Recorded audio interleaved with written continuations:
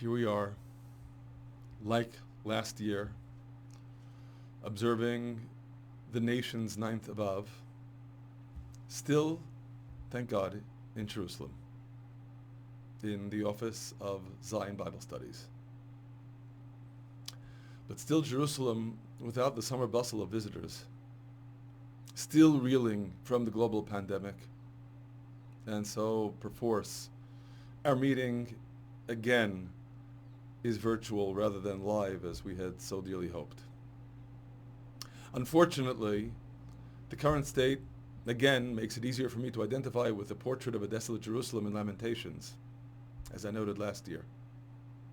Last year, we focused on this need to identify with the victims in Lamentations just as the author does, who, by our ancient tradition, is the prophet Jeremiah, even though Jeremiah constantly warned them that the destruction would be the consequence of their behavior.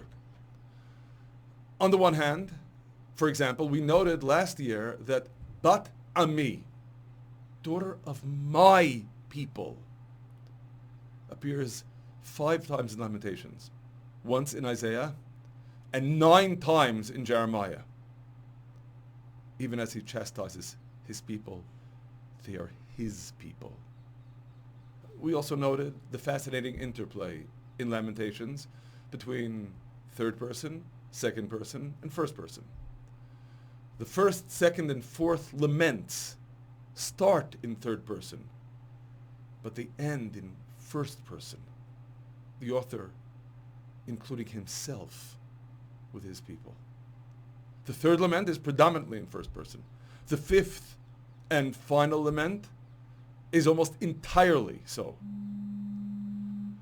We need to sympathize, as the author clearly does, with the plight of Israel. Now, all this is on the one hand. On the other hand, we've also noted that, according to our ancient traditions, there were thousands, if not millions, of prophets in Israel until the destruction of the first temple. But only prophecies needed by all generations were recorded in the Bible. That means there's a message in every single word of the Bible to everyone who sincerely believes in the Bible, not just Jews, each of you as well. There's a tension between these two hands, these two observations. Do we listen to Lamentations through the prism of sympathizing with the plight of Israel? Or do we listen to Lamentations as if these words are describing and addressed to each of us? Inevitably, the answer is yes. First, we need to listen to the words of Lamentations as the historical record of the plight of Israel, as what Jeremiah writes about, for, and to the Jews at the time of the destruction.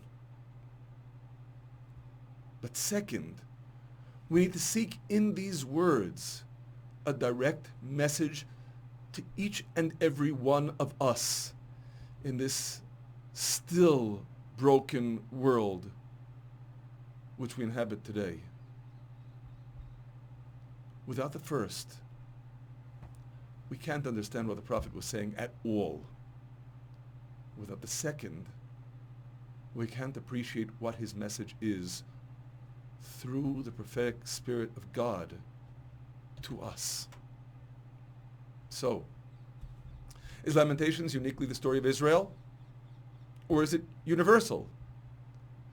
If we listen carefully, it's necessarily both.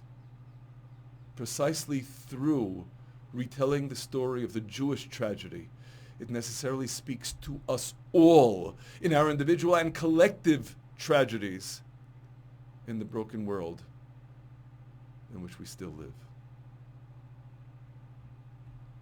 So let's please listen.